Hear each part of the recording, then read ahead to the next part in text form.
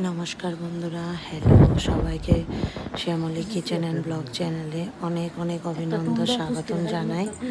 এটা আমাদের বাড়ির শিব বাবা ভোলেনাথকে প্রতিষ্ঠান করা হয়েছিল যেদিনকার, তার একটা ভিডিও আমি করে রেখেছিলাম, যেটা তোমাদের কাছে নিয়ে আনা হয়নি, অল্প সময়ের অপেক্ষায় ছিলাম। তো আজকে সেই সময়টা হয়েছে যে তোমাদের সাথে শেয়ার করি।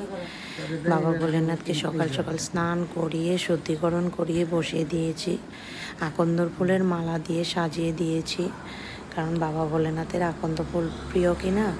তারপর আমার বর অনেক রকমের ফুল নিয়ে আসছে ভোলেনাথকে সাজানোর জন্য। তো আমি আমার তরফ থেকে যেটুকু পেরেছি চেষ্টা করেছি সাজানো। তোমরা দেখে নাও কেমন হয়েছে, কমেন্ট করে আমাকে নিশ্চয়ই বলবে।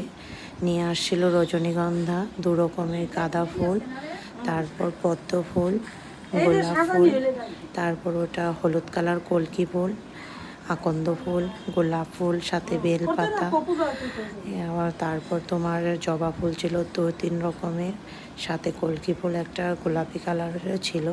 এগুলো দিয়ে সাজিয়েছি। প্রথমে সার্কেল, বড় সার্কেলটা আমি গাঁদা ফুল দিয়ে সাজিয়েছি।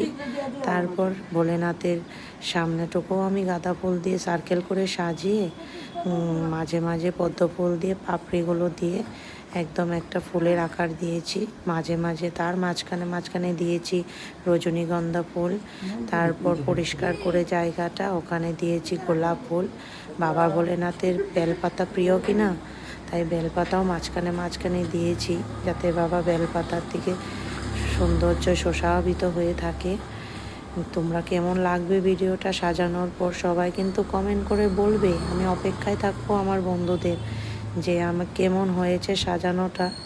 আমার বন্ধুরা আমাকে কমেন্ট করে বলবে বলে আমি কিন্তু তোমাদের অপেক্ষায় থাকবো। বড় ভিডিওটা আপলোড করা হচ্ছে না, এটা অল্প চেষ্টা করলাম করার জন্য। তোমরা দেখবে, আমাকে বলবে কেমন সাজানোটা কেমন হয়েছে।